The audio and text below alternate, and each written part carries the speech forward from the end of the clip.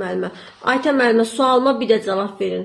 Deməli, Rəna İbn Yəminin törətdikləri bu cinayətlərdən əvvəlcədən xəbəri var idi, yoxsa xəbərsiz idi?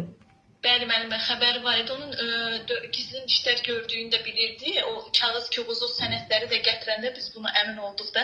Sadəcə olaraq... Nəyə görə ilk Rəna öncə İbn Yəmini ifşa eləmir, sonra ifşa eləyir? O söz vermişdi ki, atasının qatilini tapacaq, ona görə susurdu. Ancaq nikah məsələsini öyrəndikdən sonra, axı bilmirdi Rəna belə bir iş var da. Nikah məsələsini öyrəndikdən sonra gedir o dövlət əleyhinə olan kağız-kağızları gətirir, təqdim edir və Arif də orada olduğu kimi... Yaxşı, Rənanı hansı adla aldatmışdı, yanında aparmışdı? Bayaq müəllimlər... O xəstələrə baxmaq üçün onun deyirdi yanında tibb yeri var, xəstəxana kimi də bir yer var. Yaxında bir xəstə var deyə ona aldadıb özü ilə aparıb nicaha salmaq istəyirdi. Bəli, müəllimə.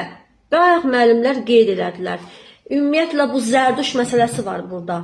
Zərdüştün adını nəyə görə iblis çəkir orada? Zərdüştün adı. İblis deyir ki, bəs mən deyir zülmət, atəş